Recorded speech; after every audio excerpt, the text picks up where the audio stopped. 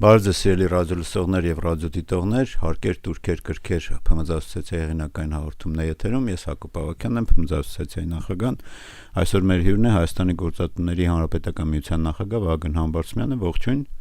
Շատ շնորհակալ եմ հրավերը ընդունելու համար եւ մեզ հյուր ընկալելու, այսպես ասած։ Պարոն Համբարձումյան,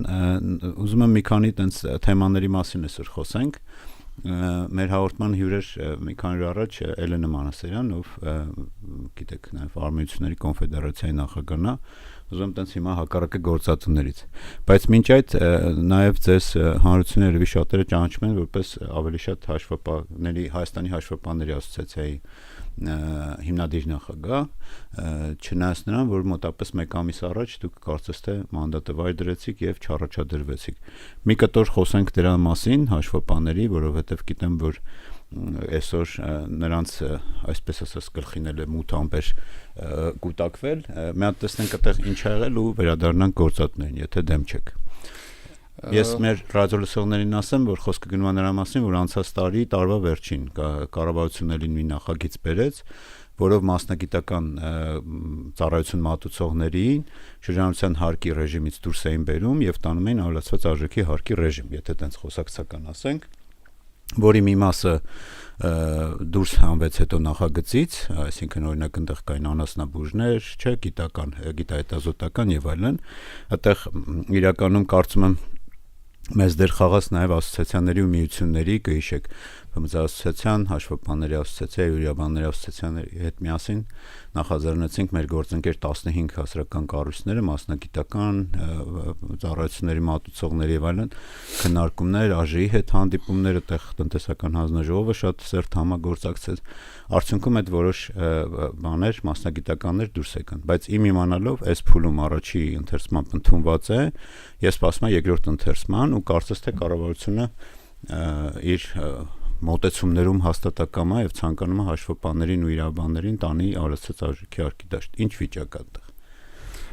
Շնորհակալություն պարոն Ավագյան հրավերի համար եւ նման հնարավորություն ընձեռնելու համար։ Նախ գանք նախորդող հարցից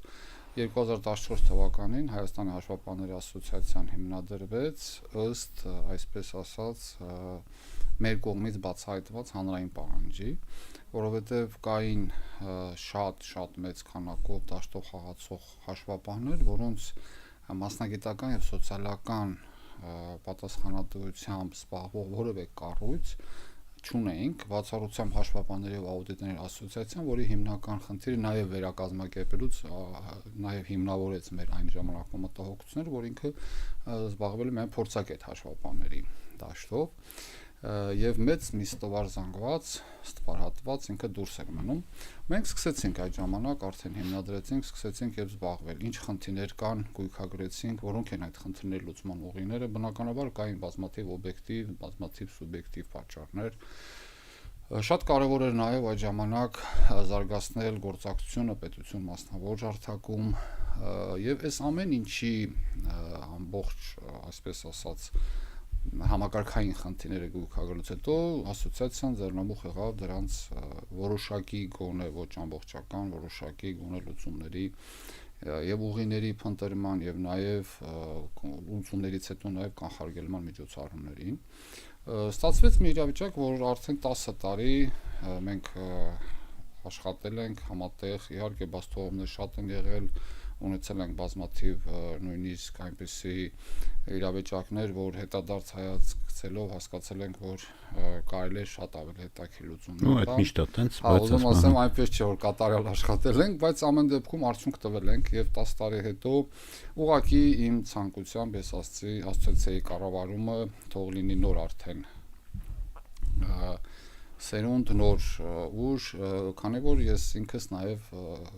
արդեն նախորդ նշեցիք, հանդիսանում եմ գործատուների հանրապետական միության նախագահ, այստեղ նույնպես ահագին շատ մեծ անելիքներ ունենք,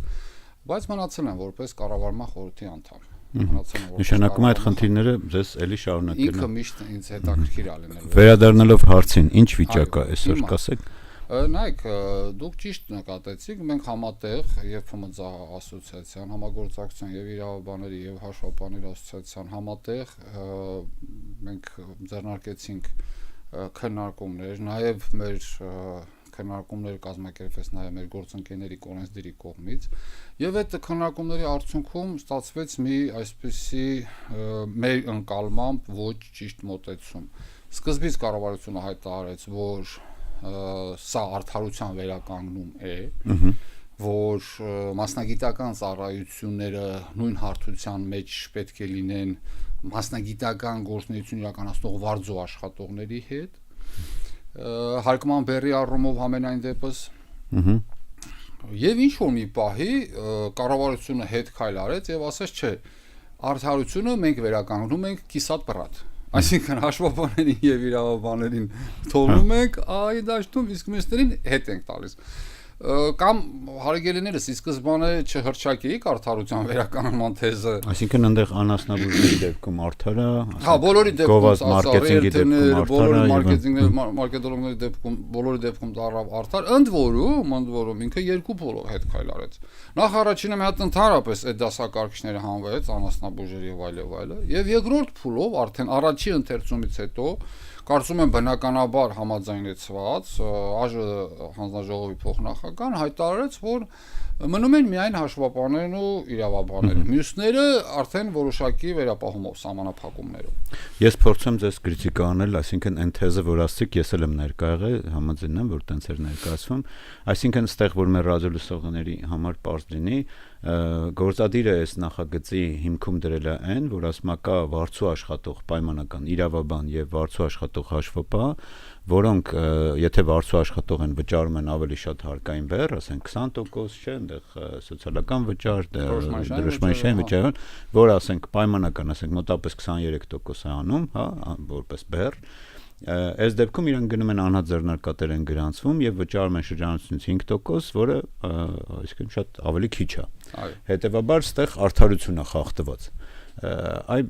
ըստ որն է էլի այդ պատճառը, որ տենց է գնահատվում, էլի։ Ես չեմ վիճում, որ կարող է լինեն 1-2 դեպք, բայց օրինակ նույն իրավաբանների կամ հաշվապահների դեպքում եթե վերցնենք մարզային մանավանդ կհիշեք, մենք անընդհատ այդ օրինակը բերում ենք, որ ու սրան զուգահեռ որ ՓՄԶ-ի է խստացվող օրենքներն ա գնում, այսինքն դժվար թե այնտեղ ինչ որ տենց լուրջ հաշվապահական եւ աուդիտորական ընկերությունը համեմատելի է մի հատ, ասենք, մի հատ կին է, որը 3-4 հատ հաշվապահություն է անում, գրանցվել է որպես ԱՁ ու իրականում ինքը ԱԶ է, այսինքն ոչ մեկի մոտ ինքը 8 ժամյա գրաֆիկով չի նստում աշխատում, չէ,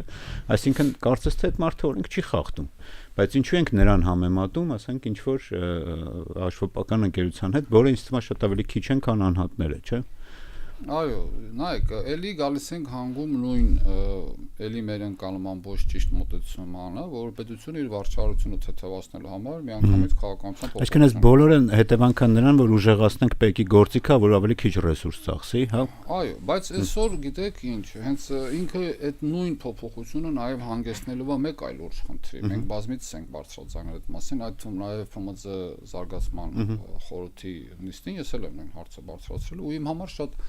տարօրինակ է, ես հարց եմ հնչեցնում, ասում եմ հարգելի գործընկերներ, դուք ձեր այդ շրջանառության հարկի հաշվարկները մի հատ ուսումնասիրել եք, ինչ հաշվարկների մասին։ Հիմա ինչ բարդության է։ Մինչև հիմա մենք ծախսերի տեսակարգաշիտ չենք կարողանում որոշենք։ Պատկերացրեք, այնքան ենք բարձրացրել, որ շահութարկը դառնա պարզ հաշվարկ։ Փոխվարչապետը ասում է դա մեր խնդիրն է։ Ես տեղ հակադարձեցի, ասեցի ձեր խնդիրը չի, մեր խնդիրն է։ Մոտ տպավորությունը, որ իրանք հեսա գնալու են շրջանառության հարկի հաշվարկ ներկայացնեն։ Մենք ենք դրա տակից դուրս եկողը լինելու եւ մեր տնտեսվարող սուբյեկտները, ում համար այդ ծառայությունը մատուցում են։ Ես այստեղ խոսում եմ որպես հաշվապահների ասոցիացիայի կառավարման խորհրդանիշ։ Եվ դնել, այսպես ասած,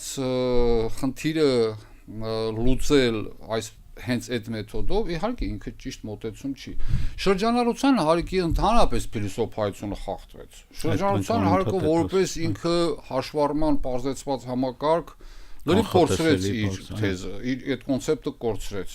Ավելի շատ տպավորություն է, որ շրջանառության հարկը շատ բարդացրել են, որպեսզի մարդիկ զզվեն, ասեն ինչ կլինի, փոխվենք շահութարկ։ Այդ տպավորությունն է իմ մոտ։ Եվ այս ամեն ինչի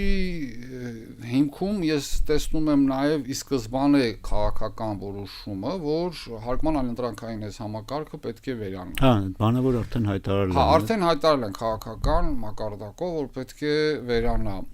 Ձեր ունեցած պրակտիկայում բանով էլի, որպեսզի ես մեր հաշվապահների բան խնդիրը շատ է, երևի մի օր է խնդրեմ նոր նախագահային հրավիրենք, ավելի մասնագիտական դրանով խոսանք, բայց ձեր ունեցած նախորդ փորձով են ավելի շատ օրինակ ըստ ձեզ էլի որ եթե նայենք պետության տեսանկյունից, որ ասում են այնտեղ կան ընկերություններ, որտեղ չեն գրանցվում, գնում են ԱԶ, ասենք դեր ասոցիացիայի անդամ եւ այլն, ավելի շատ այդ փոքրերը չեն, քան որոնք փախտում են բարձր աշխատողի, այսպես ասած, գլխարկի տակից։ Իհարկե, մենք Հայաստանում էլի, ասենք ձեր պատկերով որն է։ Նույն խնդիրն, այսինքն խնդիրը լուծելու համար չի կարելի դնել ընդհանուր վինտիլը փակել։ Ստացվում է, որ մարդիկ իրականում ունեն այդ պրակտիկա կա, իրենք անհաձեռնարկատեր են, թեկուզ հենց մեր տերմինով ասած վազող հաշվապահներ են, ինչ որ մի գրասենյակ չունեն, իրանք տարբեր տնտեսվարող սուբյեկտների հետ պայմանագիր են կնքել եւ աշխատում են։ Իրանք վարձու աշխատողի իրավահարաբերությունների կոնտեքստում չկան։ Հա, բայց մենք համեմատում ենք իրենց։ Ասում եք Իրան համեմատում եք մյուսի հետ։ Լավ, Ժորժ ջան, եթե այդպես համեմատություն ենք դնելու վարձու աշխատող եւ տնտեսվարող սուբյեկտ, ազգային ժողովում ենք այդ նույն հարցը հնչեցրենք։ Ասենք հիմա դուք անկեղծ մտածում եք, որ վարձու աշխատողի հարկայի բեռը հենց այդ ֆիզիկական անձի վրա է։ Ֆիզիկական անձի աշխատավարձի ամբողջ պատկերացումը կազմում է իր մակրոստանդարտի գումարի չափով։ Ինչի մասին է խոսքը։ Այդ բեռը տնտեսվարող սուբյեկտի վրա է։ Եվ հետեւաբար այստեղ ասել, որ այ այս վարձու աշխատողը այս մեկ ֆրիլանս, լավ sense ասենք, ֆրիլանսի այդ արդար պայմաններում չէ, ուղղակի դրանք չհիմնավորված։ Ըստ ձեզ այդտեղ այնուամենայնիվ այդ համեմատության մեջ մեծ փող է կորցնում պետությունը։ Այսինքն 20% եւ 5%, չնայած ես միշտ վիճում եմ, որ ասում եմ, որ դուք հարկային բեռ եք հաշվում, ճիշտ չեք հաշվում, դուք զուտ տոկոսն եք հաշվում, բայց հարկային բեռը նաեւ այդ ձեր ասած ոնց ես դու հասնում այդ տոկոսին, ինչքան ռեսուրս ես ծախսում, որ դա հաշվես, ինչքան ռիսկեր ես կրում եւ այլն, այսինքն այնուամենայնիվ անհաձեռնարկատեր հաշվապահական կամ մենք հիմա հաշվապահներից ենք խոսում, ես վստահ եմ իրավաբանների մոտ էլ այդ նույն խնդիրը, մանավանդ եթե խոսում ենք ՓՄԶ-ների մասով, հաստատ ՓՄԶ-ն այդքան ռեսուրս չունի, որ իր մոտ 8 ժամյա գրաֆիկով նստածնի իրավաբանը։ Հետևաբար դա նաև ձեռնտու է, որ մենք ասում ենք պետքա կրթվել, պետքա եսիմ ինչ անել, մենք հիմա ստացվում է թանկացնում ենք ու դժվարացնում ենք այդ ծառայությունը։ Բայց այնուամենայնիվ ըստ ձեզ այդ շատ է այդ բեռը էլի տարբերությունը, այտենց գիտեմ հիմա այտենց մեծ թվեր չեք տիրապետում պետական մարմինը պետք է այդ հաշվարկը անել նոր, բայց ես ուզում ասել, այս հաշվարկը կարելի է հողմանել հենց պետական մարմինին, ինձ թվում է ավելի շատ պետեկամուտների կոմիտեին, որպես արդեն վարչարություն իրականացնող, հենց իրենց մոտ բազաներում կա ինչ հատվածն է վարձու աշխատող կազմում եւ ինչ հատվածն են այսպես ասած ձևակերպված անհաձեռնարկատերեր կամ այլ տնտեսվարող բաներ կազմակերպարական տեսակներով աշխատող կազմակերպություններ։ Հիմա այստեղ խնդիրը ավելի շատ նա է, որ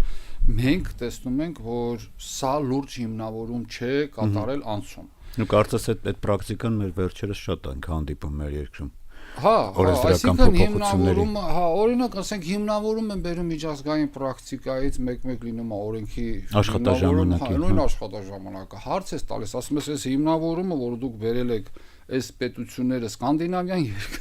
երկրների փորձը բերել եք, ուզում եք համատեք մեր այդ մեկ շնչին ընկնող եկամուտը ինչքանով է համահունչ մերին 5 անգամ տարբեր է։ Այսինքն բաներ կա, որ իմ մոտ տպավորությունն է, որ մի քիչ հենց մանկապատանեկան ջահաձգումներ եմ էլի նկատում, դա այ բերեք էս spence անեք անցկացնենք, Ժորժ ջան, այս ձեր խնդիրը չեմպիոն լինելը չի անցկացնելու քանակով, էլի ձեր խնդիրը ողջանքի որակը լավացնելն է հանրության։ Եվ այս պարագայում ես տեսնում եմ խնդիր, որը բարձրացրել են նաև այն ժամանակ, որ եւ հաշվապահները, իրավաբանները, ովքեր որ այս պահին բարեխղճորեն վճարում են իրենց հարկերը, չեն կարողանալու մրցեն արդեն իսկ եւ ստվերում աշխատողների հետ եւ նաեւ ստվեր գնացողների հետ, ովքեր որ կգնան։ Հիմա ստացվում է, որ պետությունը ասում է մենք դրա վրա շատ ուշադրություն չենք դարձնում, խնդիր չկա կոմունություն։ Երևի իրանք մտածում են, որ այնքան են բեռը բարձրացնում, որ այն ովքեր բարեխիղճ կմնանք աշխատեն, ամենադեպս ավելի շատ կլինի, քան ստվեր գնացող։ Այնուամենայնիվ, փակելով այս թեման, հասկանում եմ, որ մոտեցումը ունեցա, որ կընդունվի երևի թե նախագիծը, այդտեղ խնդրահարույց էր, որ էլի դուք եք ասում, որ տարվա կեսից կոնե մի արեք, որտեղ այդտեղ լրիվ բանա լինել։ Ասում եմ, չի կարելի տարվա կեսից հարկնավեժի պայմանագրեր ունեն այդ մարդկանց։ Ուժի մեջ մտնելու ժամկետը հուլիսի 1-ին արել եւ այլն, գոնե այսքան ուշանալուց հետո հույսով եմ այդ կվերանային, բայց եթե սենց այս տեսքով ընդունվի, ամեն դեպքում էլիտ ուժողը ոնց որ թե գերփոքր բիզնեսն է, ով որ օգտվում էր այդ ծառայությունից։ Իհարկե, այստեղ նաեւ խնդիր կա, գիտեք, իրանք էլ չեն բարձրաձայնում, բայց իրանք էլ են, որ ասում ցածրաձայն խոսում են ամեն դեպքում պետական աշխատակ մարմինների ներկայացուցիչները, որովհետև նաև կա խնդիր տնտեսվարող սուբյեկտների հետ համագործակցության ժամանակ, եթե դիմացը փոքր բիզնես է, դեռևս շրջանության հարկով աշխատում, դու իրան պետք է արդեն ծառայության վճարը թանկացնես, որպեսզի ոչ մի հաշվապատ տնից փող չի բերելու բյուջեն փողոցը բնականաբար։ Այդ բարձրացումը բեռ ընկնելու է փոքր միջին բիզնեսի վրա։ Այստեղ արդեն փոքր միջին բիզնեսը ինքը պետք է որոշում կայացնի, շարունակում է աշխատել արդեն թանկ գներով իր նախկին գործընկերոջ հետ, թե ինքը գնում է աշխատել ստվերում աշխատող հաշվապահի հետ, էլի ստացումը դրդում եք դեպի ստվեր։ Սա էլի նույն խնդիրն է, որի ֆունդամենտալ լուծում չեն տալիս, էլի ֆունդամենտալ լուծում։ Համաձայն եմ։ Գանք գործատուներին։ Իմ խոսքում որ նշեցի Տիկին Մանասարյանը Արմենիությունների կոնֆեդերացիայի նախագահն որ ստեղ էր, մենք այդ հարցի շուրջ քննարկեցինք, որ այսօրվա աշխատանքային իրավունքների ոնց որ իրավահարաբերությունները մեր երկրում ինչ վիճակում են, էլի, եթե գնահատեք, այսինքն ես միշտ այդ ասում եմ, պետք է բալանսավորված լինի, որ գործատու աշխատող այդ բանը չլինի, իհարկե առանց ստվերելու մարդու են ամենաառաջնային, չէ, այսպես ասած իրավունքներից մեկը դա արժանապատիվ աշխատանքն է եւ դրա բարձրացությունը։ Հիմա ձեր գնահատականով ինչ վիճակ է մեր մոտ էս աշխատանքային իրավունքի էլի կտորում։ Ավելի շատ ոնց որ աշխատողների իրավունքն է հիմա գնալով պաշտպանվում, թե գործատուների։ Նայեք, ինքը շատ զգայուն թեմա է, բնականաբար, որովհետև ես միշտ էլ ասել եմ, որ չի կարելի շատ լուրջ անջրպետ գծել, էլի գործատուների եւ աշխատողների միջև, որովհետև իմ կարծիքով բոլորն էլ արժեք ստեղծող մարդիկ են, բնականաբար գործատուն իր ռիսկերով, գործատուն իր բոլոր պատասխանատվությունների հետ համալիր պատասխանատվություններով, աշխատողը իր պատասխանատվություններով։ Եվ մեր նպատակը նա չէ, որ տեսնենք ով է ինչքան մեծ իրավունքներ ունի, բնականաբար այսօրվա աշխատանքային օրենսգիրքը շատ լավ ծանոթ եմ, ինքը ավելի շատ աշխատողների օրենսգիրք է, որովհետև այնտեղ այնպես շատ լավ նկարագրում են բոլոր պաշտպանողների աշխատողների, բայց էլի որպես գործատուների միության նախագահ ես այդպես տենց շատ մեծ վտանգ ռիսկ չեմ տեսնում, իհարկե կարելի է որոշակի բաներ բալանսավորել։ Իմ համար ավելի շատ վտանգը նա է, որ ուղղակի քարոզչական մեխանիզմով գործատուին չսարքեն որպես հրեշ, որպես վատը եւ քննարկումների ժամանակ օրինակներ չբերեն մեր գործընկերները, գործատու կա, որ արտաժամյա աշխատում են, փող չի վճարում։ Հիմա աշխատող էլ կա, որ գործատուի բանկի հաշիվը կանխիկացրել ու փախել է։ Հիմա մենք ոչ ենք նստելու մասնավոր դեպքերով կերպար ձևավորենք։ Երկու աշխատող կա, որ այո, կոնֆրոնտացիաներ է սարքում ներսում, աշխատողներ կան, որ գործատուների համար խոչընդոտներ են ստեղծում։ Աշխատողը առանց ժամկետը պահելու աշխատանքից դուրս է գալիս գնում, գործատուին կանգնեցնում փաստի առաջ, բայց այս անբարեխիղճ եւ գործատու եւ աշխատողը ոչ թե պետք է սրանք աշխատանքային օրենսգիրքի կարգավորումներով լինեն կարգավորումը, այլ սա իրականում պետք է լինի մրցակցային դաշտի լուծում, որովհետեւ այո, նայ, գիտեք ինչն է։ Բայց դա էլի պետք է կարգավորվի, չէ՞ ինչ որ։ Չէ, կարգավորումը պետք է լինի անխոս, բայց մենք մենակ հույսներս դնենք, որ աշխատանքային օրենսգիրքը լինելու է այնքան իդեալական, որ բոլոր գործատուները լինելու են բարեխիղճ, աշխատողները բարեխիղճ, դա հեքիաթ է։ Մեր խնդիրը պետք է լինի այսօր այո, համեմատած 10 տարի առաջվա,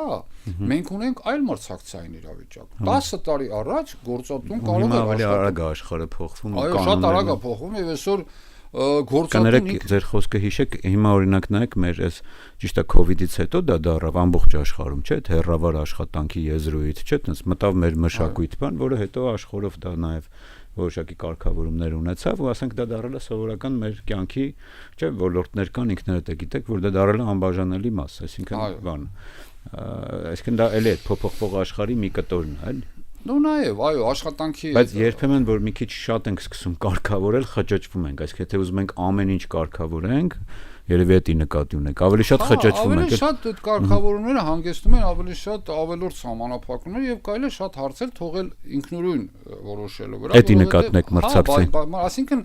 այսօրվա գործատուն, հիմա անկեղծ խոսանք, այսօրվա գործատուն պետք է այնպիսի լավ պայմաններ ստեղծի, այնպիսի լավ միջավայր ստեղծի, եւ առողջ, եւ անվտանգ, եւ բարեկեցիկ արժանապատիվ, այնպիսի վարձատրության միջավայր ստեղծի, որ ինքը կարողանա իր մրցակիցների նկատմամբ ունենա գերակա դիրք։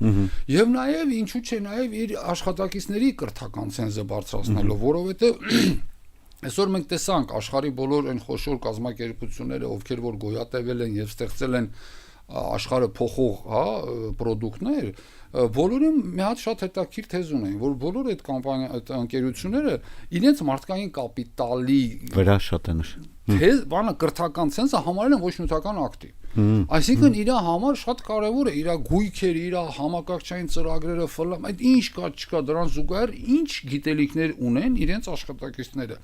Եվ այո, պատահական չէ, երբ որ լավ խելացի գործատուին հարց են տալիս, ասում են, բա որ այդքան կրթում եք, բա որ թողնեն հեռանան, ասում է, բա պատկերացրեք հակառակը, չկրթենք ու մնան։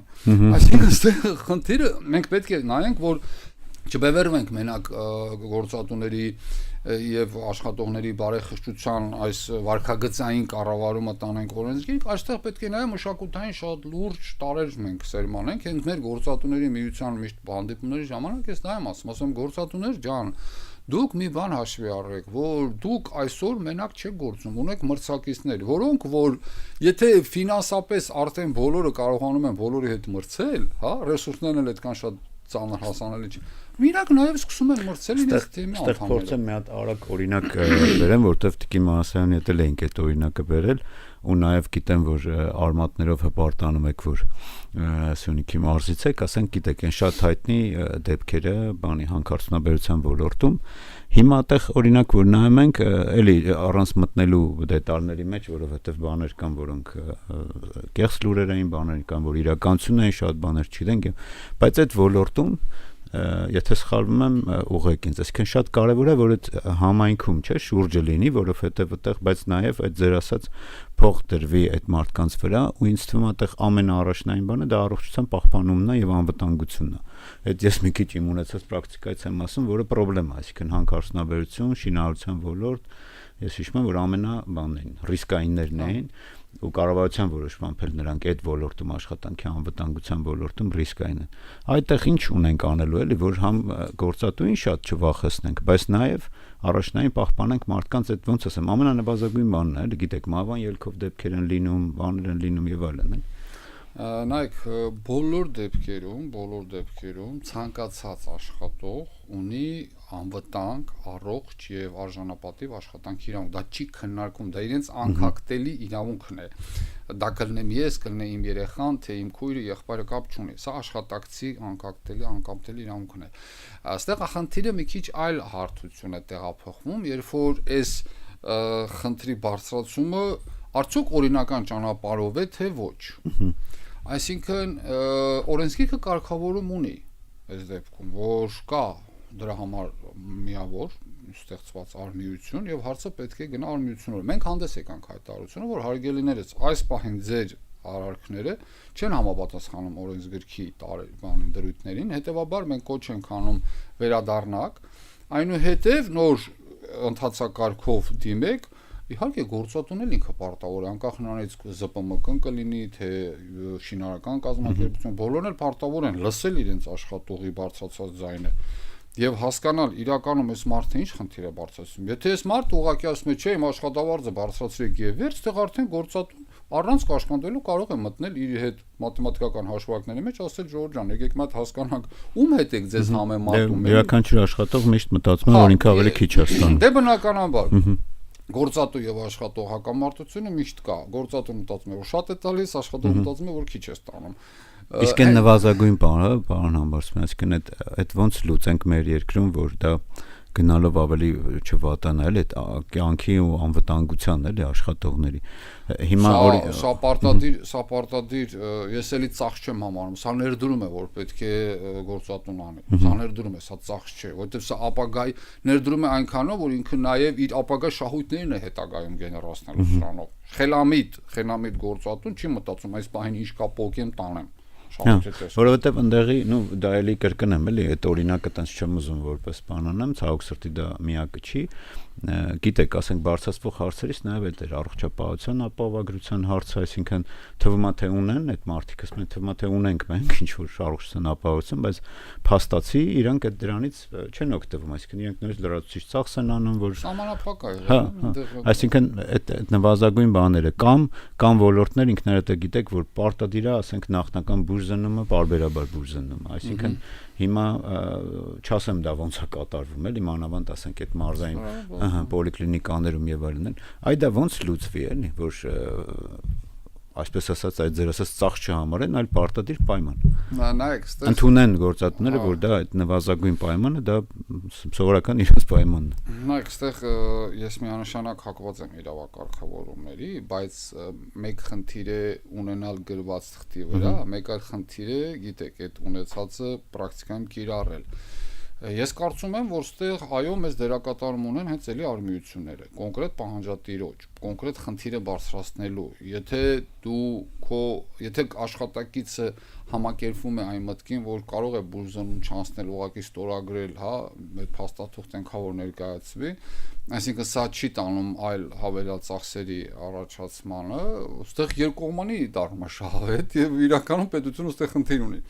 Մի կողմից ասում է, այս պահին ծախս չանեմ, հանգիստ ապրեմ, բայց վաղը ռիսկերը գլխից կախված։ Մյուս կողմից ասում է, չէ, Ժորժ ջան, անենք Ես հենց ասեմ, ես ստեղ արդեն հակված եմ եվրոպական փորձ ուսումնասիրելու եւ այն կոշտ գործիքակազմերը կիրառելու հակված եմ։ Ես հակված եմ մեխանիզմների ու կոնֆետների, հաշվի առնելով գործատուների միությունը որպես նաեւ երրակոմ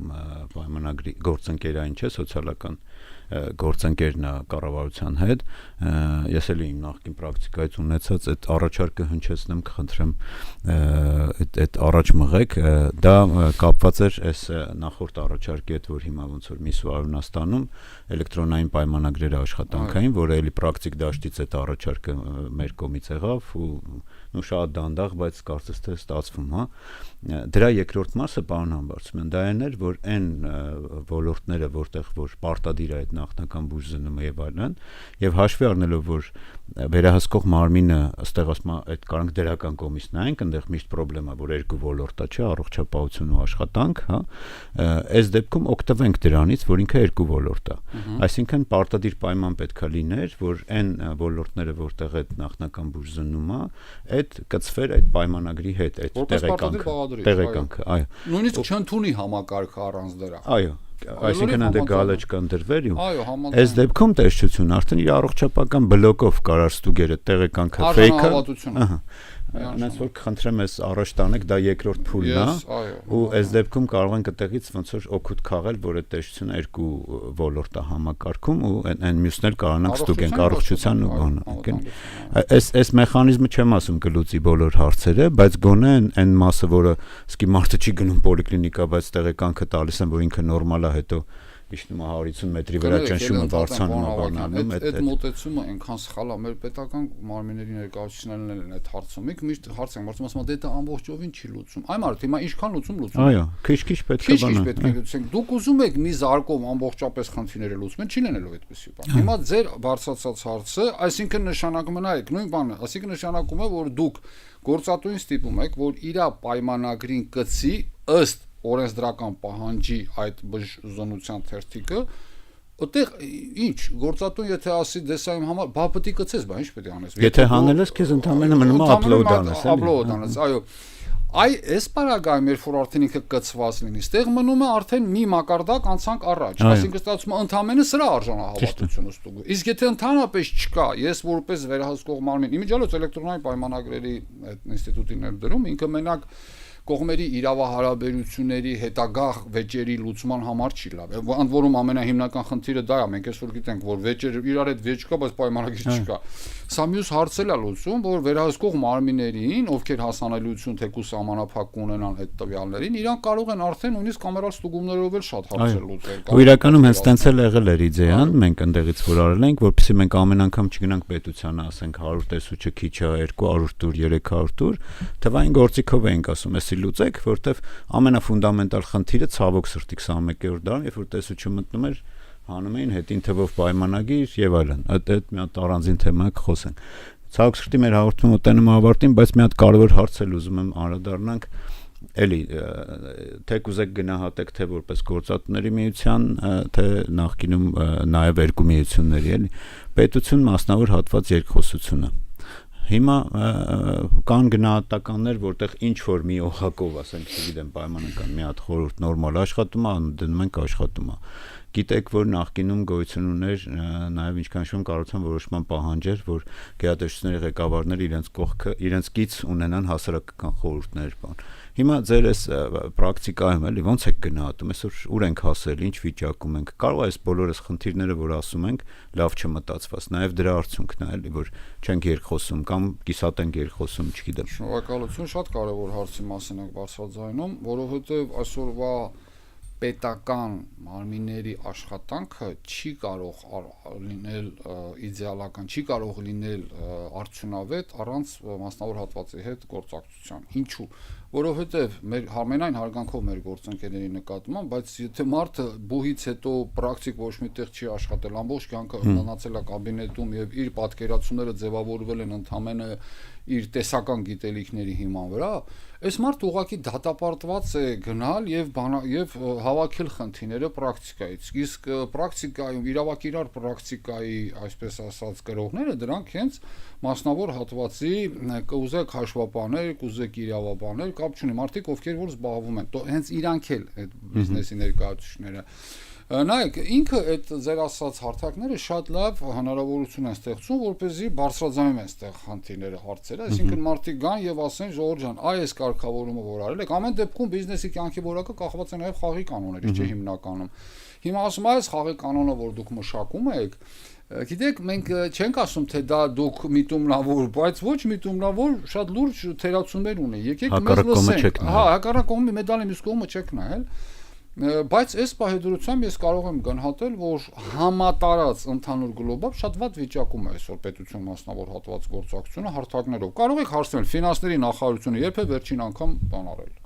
հասարակական խորհրդին իսկ տարել։ Պետեկամուտների կոմիտեն երբ է անում։ Պետեկամուտների կոմիտեն երբ որ մի հատ բան է դնում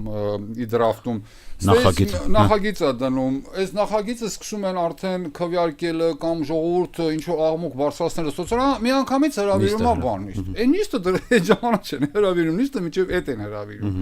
Այսինքն եկեք չասենք, էլի քանակային ինչ է ստացվի այնպես, որ մենք եթե ուշադիր ենք սոցիալական ցանցերով հետևում ենք, մի հատ նոր ճակերտավոր գլուխգործոցի հայտ եկավ, հենա, հենց մի հատ նոր արտադրության նախարարությունը մի հատ գլուխգործոց է դրել։ Վարչական դատաստանը ու արտարանում է, որ մենք չենք ասում, թե չեք կարող, ասում եք կարող եք, բայց դատարանի որոշում, սա լրիվ մի հատ նոր առանձին քննարկման թեմա, մենք իմիջիալոց մի քանի հարթակներում բարձրացել ենք այս հարցը, որ իսի չեք ուզում անենք, էլի, այսինքն մենք վիճակագրությունը նայել եք, քանի տոկոսն է պեկի պարտվում պեկը իր ակտերով։ Մոտորապես 70%-ից ավել պեկը պարտվում է իր ակտերով։ Դատարաններում ստացվում է 70, հա, վիճակագրությունը կա, ստացվում է 70%-ը այլևս իրենք պետք է բան հայցապահումամիջոց չեն, այսինքն իրենք պետք է վճարեն այդ գումարները։ Բա բիզնեսից դուք այդ փողերը որ վերցնում եք, հետո 2 տարի ձգձգված դատական նիստից հետո ասում եք բան։ Կները սխալ ենք։ Հա, էլի, դե կներես, ընդ որում, եթե ես մուծեի ին վրա տուժեր էր գալու, բայց եթե ես արդեն մուծել եմ հետ եք տալիս, այդ ասում եք կներես, ոչ մի տոկոս հետ չեք տալիս։ Այս գիտեք ինչի արդյունքը, էլի նույն արտադրության նախարարությունը այս նախագիծը ընդունելուց կանչել է բիզնեսին համագործակցություն քննարկման։ Կարող է երկու նկար տեսնեն կանչել են, երկու մարդ նստած են, ոսկի չենք էլի իմանում ովքեր են։ Մենք խո իրար լավ գիտենք։ Նաև ներկայացվածության հարց կա, էլի։ Այո, ներկայացվածության, այո, ովքեր են ներկայացվածություն, ինչքանով են այս մարդիկ տիրապետում։ Սրանք փորձագետ են, թե տակը ունեն մեծ թե ունեն մեծ համակարգեր, հա։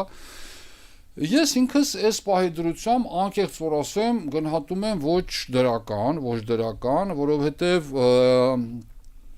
այս վերջում մի հատ բան կար,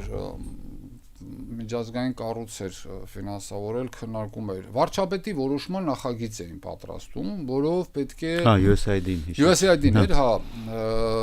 որով պետք է ինչ արվեր, պետք է ուրեմն այդ ընթացակարգը, ձևավորման կարգը եւ այլն, այդտեղ էր մի հատ խնդիր կար։ Ես ներկայացրեցի այդ խնդիրը, ասի Ժորժ ջան, սա կոչվում է նախարարին կից։ Իսկ պետեկամուտների կոմիտեի նախագահ նախարար չի։ Հիմա այս մյուսների հարցը ոնց ենք լուծելու։ Չէ՞ որ այսօր ամենամեծ որակի վրա ազդող հենց փաստաթուղթը դահարկային օրենսգիրքն է, որում ինչպես տեսնում ենք ՊԿ այդպես էլ հետքալ չի անում, անընդհատ փոփոխությունների նախաձեռնողը։ Հասկացա։ Ես ուզում եմ մի հատ օրինակ բերեմ 2015-16 թվին էր էլի մեր ասոցիացիան, որ տես նոր այդ միջազգային բաների հետ փորձում էր համագործակցել ու ունդեի փորձնել էլի նայել այդ East Invest ծրագրի շրջանակներում այս արևելյան գործընկերության բաներով հանդիպում էինք էլի